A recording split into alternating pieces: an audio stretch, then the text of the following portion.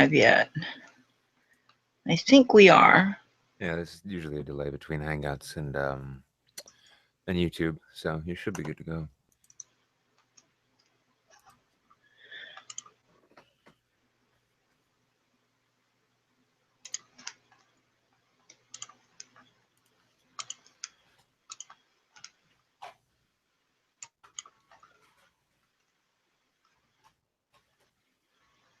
Yeah, okay, we're live. Mm-hmm. Let's see if anyone is in there.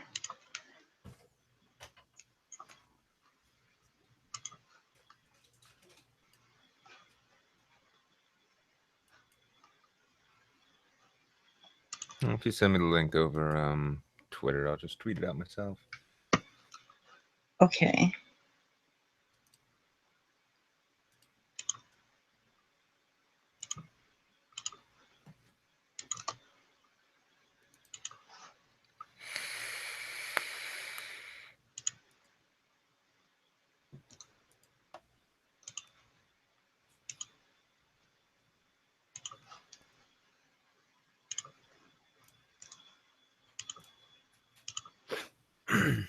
I know it's a little funny when it starts out like this, but eventually you just kind of grow to figure that people will jump in there. People will, once it's live, He'll catch up. All right, then let's go ahead and get started. Yep. Hello and good evening or good morning or good afternoon or good whatever time of night or day it happens to be, wherever you happen to be. This is Liviana coming to you again with Republic News. I'm joined this evening by a very special guest, Nicholas Goroff, whom some of you will know better by his YouTube handle, Wizard of Cause. Hello and welcome, Nick. How's it going? Good. How are you? Not too bad. Would you care to tell us a little about yourself in case anyone watching is unfamiliar with you, please? Oh, well, I'm a semi-pro internet shit talker, pretty much. I run a YouTube channel. Had that going about 3 years. Before that, did a bunch of writing. Still do a bunch of writing. And before that, I was pretty politically active for about a decade. It was campaign contracting, union organizing, that sort of thing. I'm kind of scatterbrained, kind of all over the place in that way. Okay. All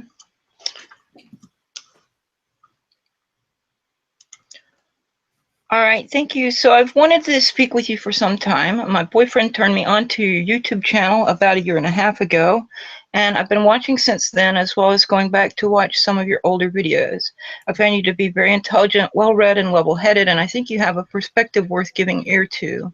While I don't always agree with everything you say, I do find a lot of it quite interesting. And one of the reasons I've wanted to talk with you has to do with your experiences with the Occupy movement, including writing articles for Occupy.com. My oldest niece was involved in Occupy Houston and has a few things to say about it, but I'd like for you, if you will, to tell us a little about your own history with the movement, your experiences while you were more involved, and what you think went wrong with the movement, which caused it to fall out of public attention and hampered the original goals of the movement.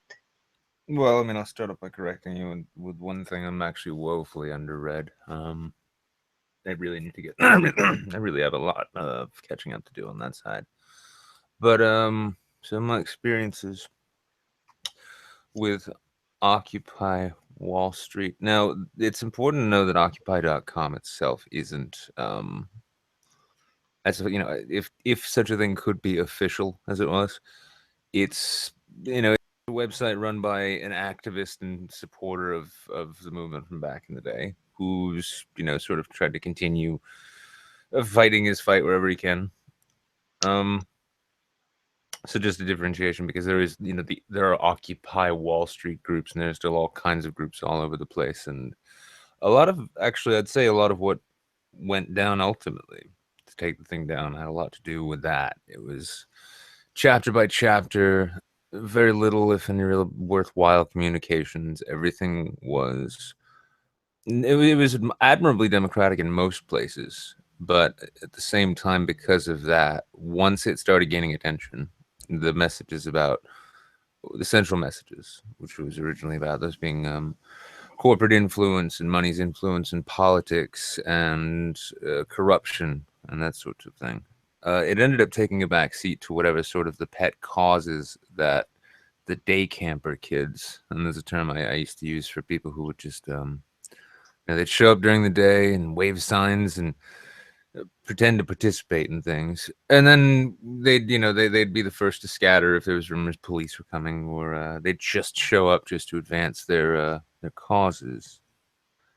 And because it became sort of this camp by camp cause du jour thing, no one, even though it was obvious to some, most people had a really hard time understanding what the whole thing was about, and that was made even worse when Stephen Colbert ended up interviewing those two imbeciles from the New York camp there, Ketchup and some other shit like that.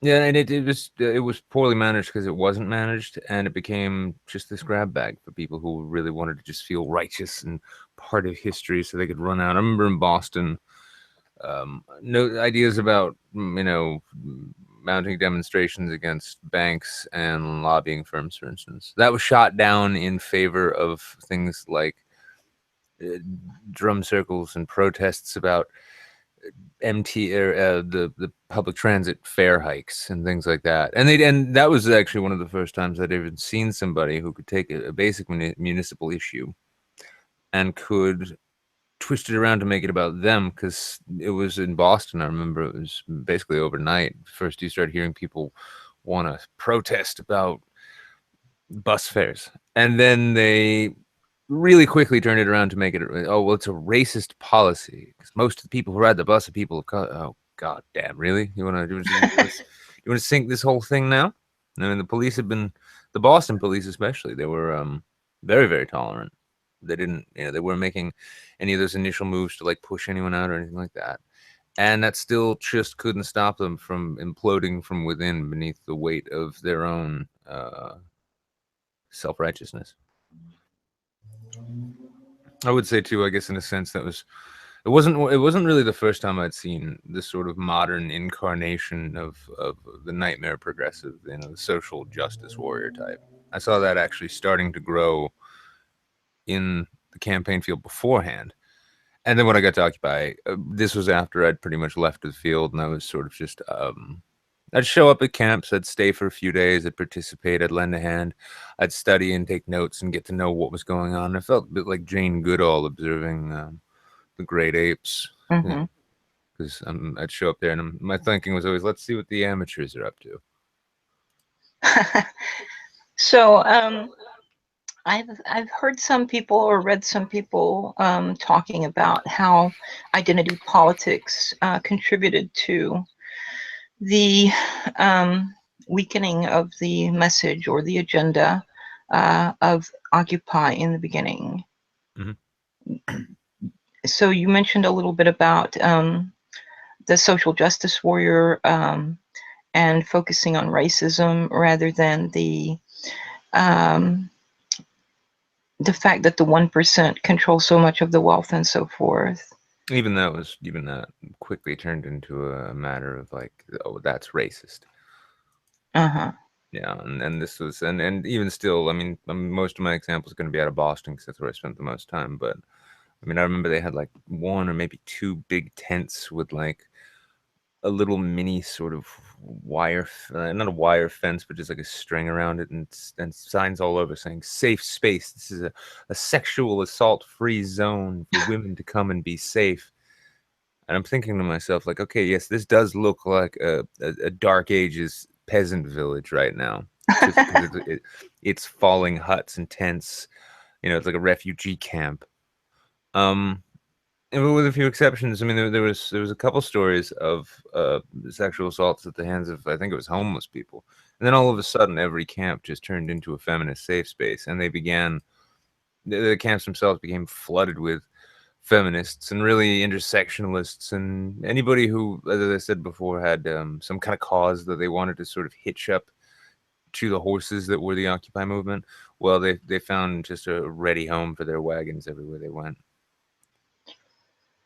I've spoken before about this concept of intersectionality and identity politics actually did like an hour and a half long response video to one of the live streams that was done by Late Night Echo Chamber, in which I talked about my concerns with identity politics, in that they seem to be like every little identity group getting in their own little thing and fighting every other identity group for scraps from the master's table, so to speak. And so it winds up leading to more division when what we should have is solidarity. Well, that it also, I mean, it also emboldens, to borrow a phrase, it does embolden genuine racists. I mean, I dare say that the regressive identitarian left has done more genuinely to embolden white supremacists than, for instance, Donald Trump could. It's all because they thought, oh, he got elected. Our spicy memes won the day. And so, shut the fuck up. But Yeah. but at the same time, though, when you've got mounting tension within societies, when you've got economic stratification that just, if you're not already wealthy and you don't have that brilliant $1 million idea and all the best luck and connections to get it through, you are pretty much going to stay where you are. Social and economic mobility is increasingly a myth for a lot of people, but it becomes even more difficult to address, even as an issue itself, when everyone of one race is convinced by these, rabble rouser types, these self-righteous rabble rouser types of their given race, that the reason everything is bad for them is because of the other guys. So you've got Black Lives Matter, which for a shining moment had this wonderful opportunity to actually raise the issues and concerns of the black community, of black communities throughout the U.S., the impoverished, high crime ones, about things like police training and community policing, and instead it too turned into this wild grab bag for bad ideas, and soon you had Black Power militants cropping up here and there, and the narratives coming through about this intersectional garbage, saying you can't be racist to white people. White people are the source of all of your troubles, and it's them and their privilege, and they're a single group, and unless they apologize and blah blah blah, and don't worry, you can't be racist to them. And then on the other side, as that's going on, you have these white nationalist dipshits like Richard Spencer or Melanie Woes coming out and saying that all of the bad shit that's going on is just evidence that their notions of a necessary ethno-state are true. And so everybody's seeing these golden opportunities to ram their really terrible ideas home in full view of the public, and in full view of a public which is so divided that their instincts are going to be to go to one side or the other. Mm-hmm. Yes, exactly. That's another thing that I have been talking about for over 10 years, this bifurcation fallacy, which seems to dominate our society's thinking, that you've either got to have Coke or Pepsi, you have to follow Jesus or you have to follow Satan, you have to be a Democrat or you have to be a Republican, and so forth and so on. So in talking about this, the white nationalists, the white separatists, whatever you want to call them, white supremacists, alt-right, whatever,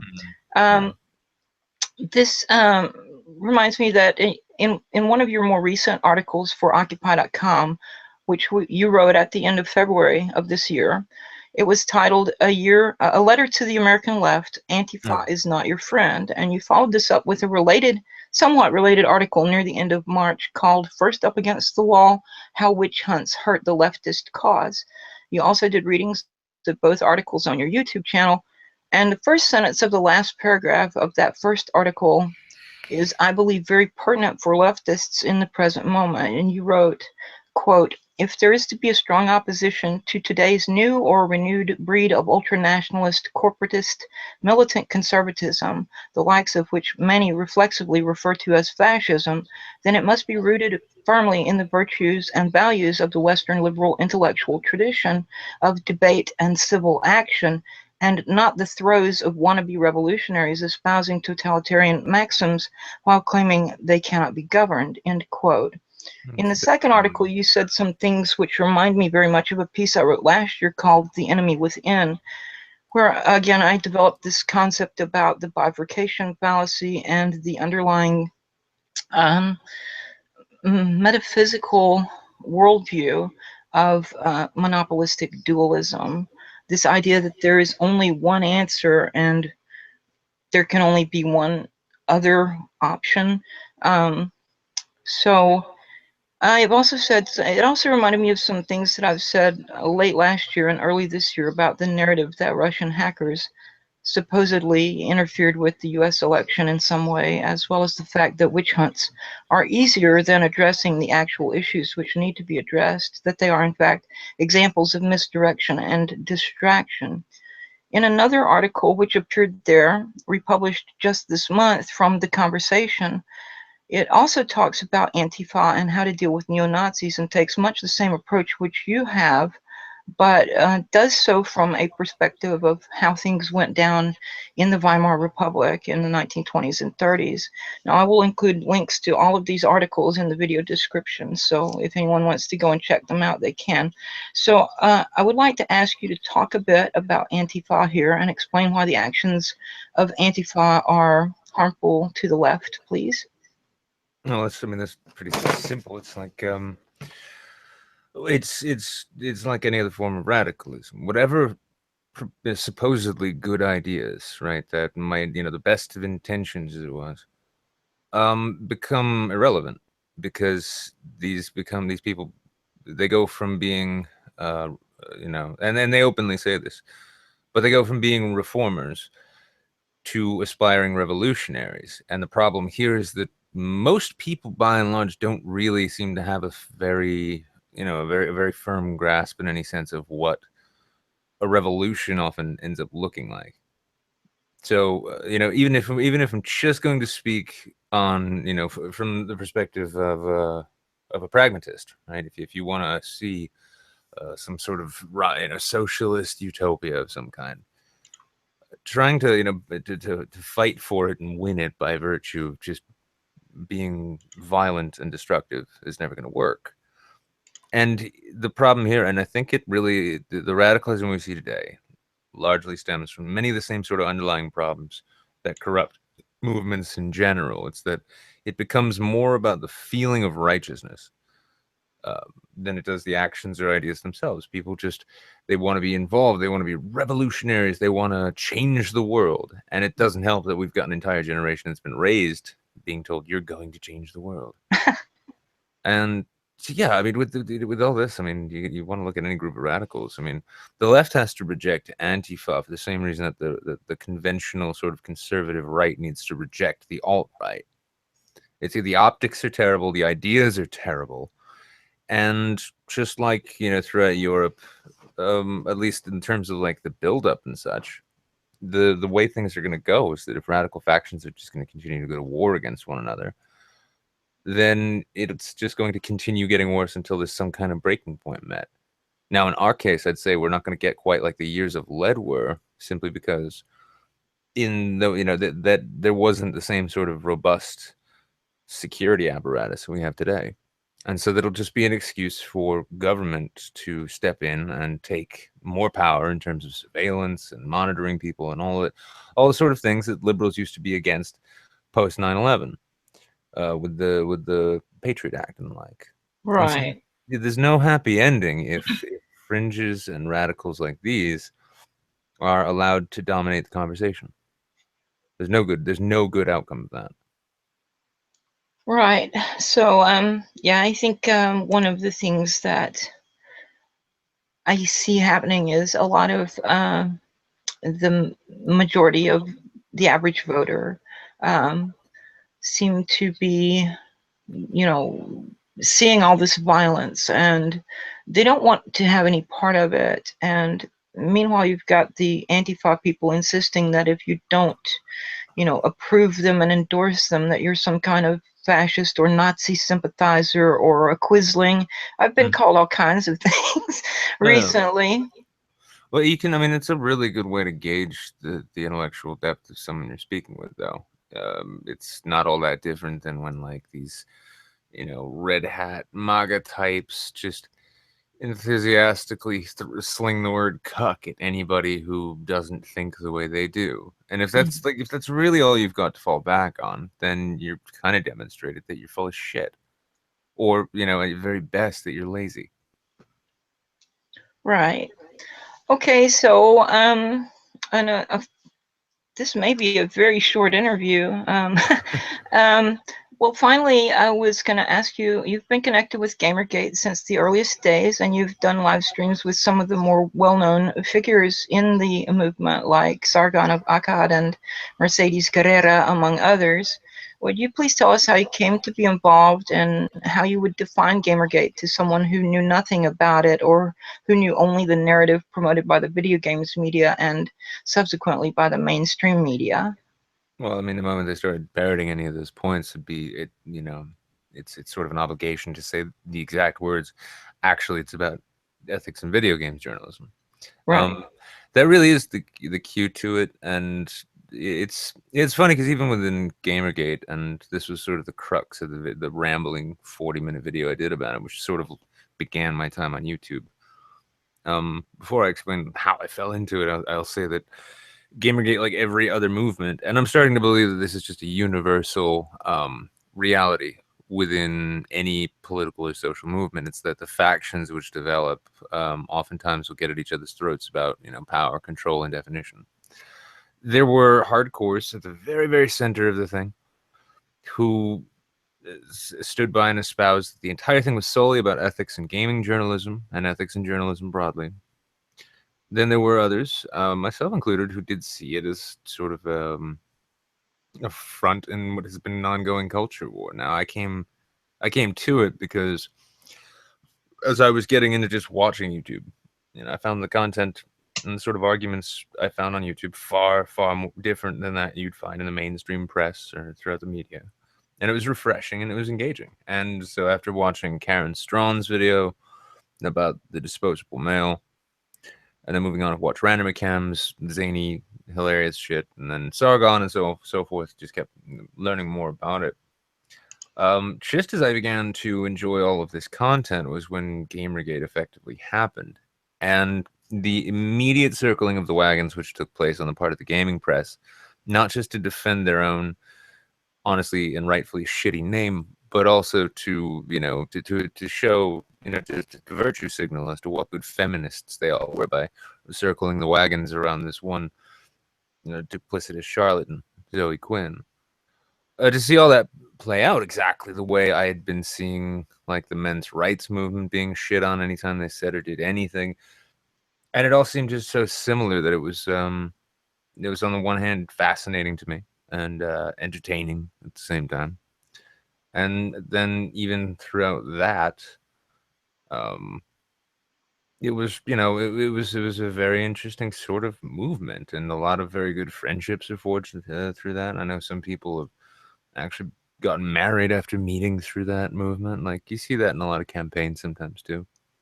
But it was as it went along too, the opportunities which came about as a result for individuals professionally and personally, and the intensity with which everything was being flung about, to the point where now you've got these same charlatans like Zoe Quinn and Brianna Wu trying to lay any and every bad thing that happens in the world at the feet of this hashtag, which really fell out of fashion and effectively ended I believe, over 2 years ago, just about.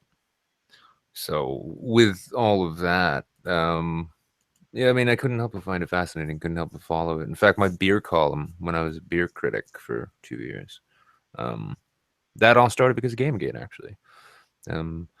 Escapists fired their film critic. I pushed my friend Lizzie Finnegan into really going for it and trying to be a games journalist herself. Now she's the senior editor at Escapist. At the same time, I wrote to the Escapists, the man who was at the time the vice president of the media company which owned them, seeing if he wanted a new film critic, because I have a background in acting and cinema as well. And he noticed that I'd taken an interest in beers recently and asked me if I wanted to actually just be a beer reviewer. And when you get asked a question like that, there's really only one answer you can give. Right. Yeah. So it was, for some it never ended because it was a battle against feminist incursion. And you've seen it everywhere. It's in film and literature and comics. It's in coding. Every conceivable professional endeavor, with the absence of the thankless labor jobs, which, you know, feminists seem to tacitly just expect men to do and, you know, eat shit doing. It's, you know, there's been invasions and incursions in seemingly every aspect of life by ideologues, particularly from the feminist and intersectional left, who want to make everything in your life about their feelings and their ideology. And so Gamergate was in many senses, for me to see it, it wasn't really all that new. It was just a fascinating new incarnation of something I'd seen before. To a lot of other people, it was finally a chance to actually see the kinds of things that people like myself had seen time and time again. Right. I think back in the early 2000s, first decade of this century, I first encountered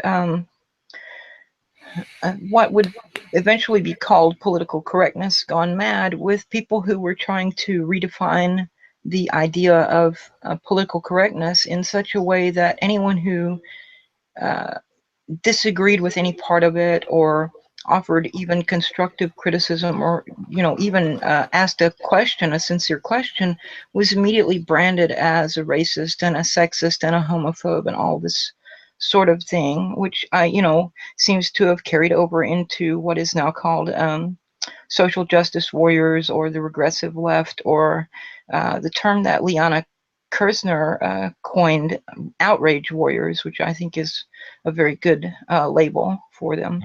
I prefer outrage mongers, because they oftentimes seem to spend more time trying to actually push outrage on others than actually express any of their own.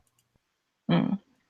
But yeah, no, it's, I mean, this, yeah, it's this entire, everything that goes on, and I don't want to sound as though I'm, you know, tooting a horn saying I've got it all figured out, because I don't. But if you pay attention long enough and close enough to things, you start to notice patterns that emerge, and you start to, and by virtue of those patterns, you eventually find yourself able to sort of model predictions about what's going to happen. Now, this is what real political science is supposed to be like, not this obsessive sort of mania that we see coming out of people like Christy Winters, or you know, the Atlantic columnists who want to tell you that the way you hang your toilet paper is a sign of how much respect you have for queer women of color, shit like that. But yeah, you start to notice these patterns and observe them, and it's been funny, because when it came to Gamergate, when it comes to the ongoing strife between the regressive left and the alt-right, the rise of the alt-right itself, the rise of the Trump movement, you can observe these patterns in the ways people apply their own values and their own beliefs to these structures, these movements, right? And as they do that, then you can kind of start to see, you can start to predict, for instance, when they'll be let down and what size of faction their interest group perhaps constitutes, and as part of that, what their reaction might be, and how other factions within their similar movement will react. And by looking at that and plotting that, eventually you find yourself in a position where you can sort of predict when things like this will rise. But people, by and large, are usually behind on the times. They don't know a thing is going on until it's already done. Usually because they're either too busy with their own lives, or maybe they just, you know, maybe they just willfully ignore what seems like petty, stupid garbage, which is completely understandable. But when you find people catching on to things such as that, you know, intersectional feminism has become, it's practically become a religion, and that the faithful of this religion, insist upon and require absolute adherence by everyone around, and anybody who fails to do that, oh well, they're a racist, they're a sexist. Oh, you're not a staunch feminist, well, that means you hate women. You don't like Black Lives Matter, well, then you must be a member of the Klan. And these sorts of things. I mean, for anybody who's been around in these sorts of fights long enough, you know that none of this is like remotely surprising. Yeah, the thing about feminism, it seems like to me that the what used to be called the lunatic fringe during the second wave of feminism seems to have become the mainstream of feminism in this so-called third wave of what I call neo-feminism. Yeah, it's That's the thing, mania. If you can build an orthodoxy of some kind, and you can build like an ideological movement which centers around a very core set of principles, um, the mix of its failure to grow to where the proponents believe it should be, which is absolute power and control, becomes on the one hand its own example, its own evidence as to why the movement's necessary. You've seen that with feminism a lot. If someone's questioning feminism, that's why we need feminism. It's garbage. It's garbage logic, and anybody who thinks about it for more than 30 seconds, they see that. But within the movements themselves, when those lines fail to advance the cause as far as the true believers demand, then the radicals, it seems completely rational from a believer's point of view that when a radical rises up and says nothing we're doing is working, we need to take it even further. Of course you must. That's the only thing left to do. It couldn't possibly be that you're wrong. Couldn't be that you need to actually have more honest discussions with people of different perspectives, or really even be self-critical at all.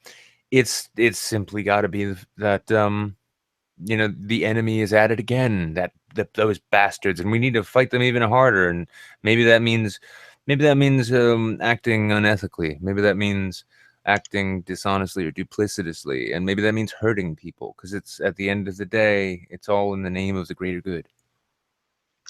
Right. I think that feminism in, say, first and second wave, we're not even really ideologies. I don't think that there's enough of a kind of underlying group of beliefs to warrant them even being called ideologies. And this new group of third wave feminists seem to have turned it into a worldview entirely. And I think Sargon, I guess it was, did a video where he kind of compared the third wave feminists to the characteristics of a cult and cult leaders and so forth, which I thought was quite interesting.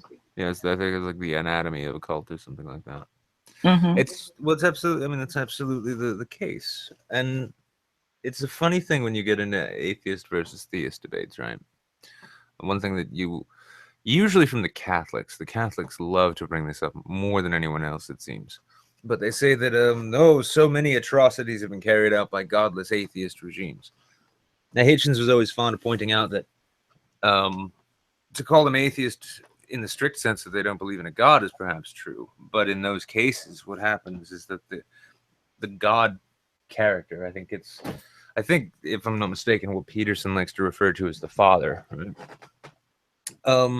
becomes whatever is in charge. And in the case of Soviet style communist Maoist states, those sorts of things, they get rid of religion not because of some disbelief in it as much as the recognition that it stands in the way of their attaining power. And you find this the Russian Orthodox Church was a vehicle of Stalin's for a long time, because they basically agreed to play nice with the regime and to sort of make him, basically the high and holy figure. And with that, it's centered around the drives for power on the parts of those who are leading the movements. The lengths to which they'll go to silence critics, the lengths to which they'll go to reinforce narratives within their own populations. And as that keeps rolling along and rolling forward, the sorts of mania it inspires, it's really just an inflated version of the same thing you find on the grassroots side. It becomes the center of the world, and anything that doesn't fit within the framework it's built is it's heresy, it's sin, it's lie, it's whatever, it's halal or haram, whatever you want to call it. Right. Okay, well, I don't really have any additional questions for you, so I think that for my part, the interview is done. I do want to make the disclosure on the video, as well as in the video description, that I have purchased 2 Wizard of Cause t-shirts, and I assume that some of the profit from that sale goes to you. So just in the interests of disclosure. It is helping keep the lights on, and I do appreciate it. And actually, I was hanging with a subscriber who's local just last night, and it's going to sound like an ad because it partially is, but They made some nice shirts. They did. I'm glad I went with the options that I went with instead of just some what is it called? The Puritan Bay or something like that. The company that makes, like, you know, standard uniform clothes for Applebee's. I'm glad I went with something a little better than that. So let's see if anyone in the chat has any questions. Anybody out there have any questions for Nick? You're gonna end up with at least one person asking if traps are gay. You know this. It was a good short one though. These streams can be fun. I'll be honest, I'm a bit just zapped from many days of well, a mix of benders and bad sleep.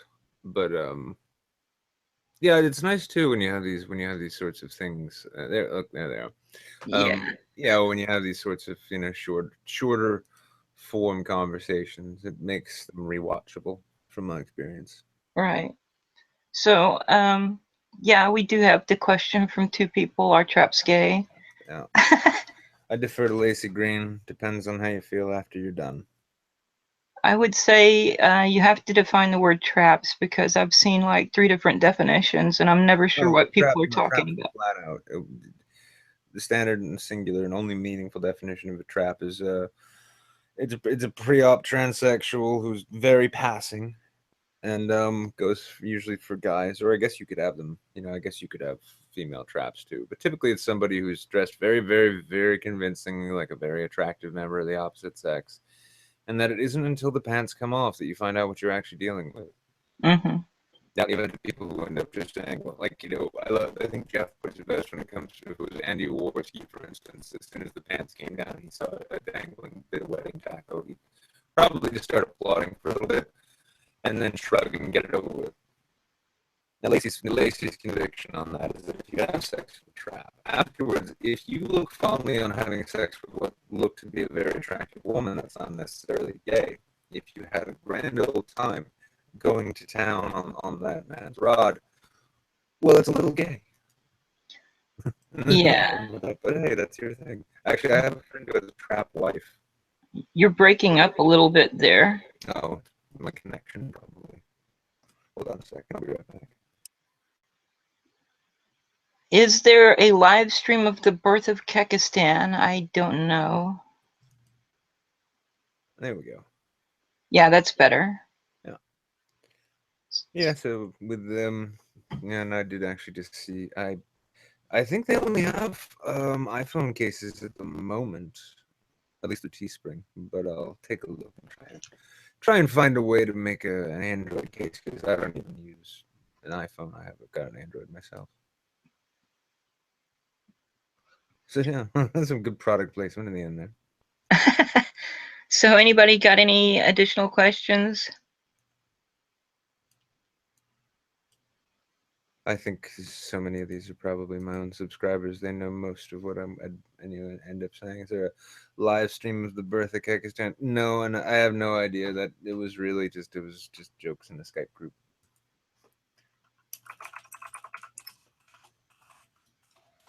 All right, well, I don't think there are going to be any more questions, so thank you very much for coming on to talk with me. Maybe we can do something again if you're up for it.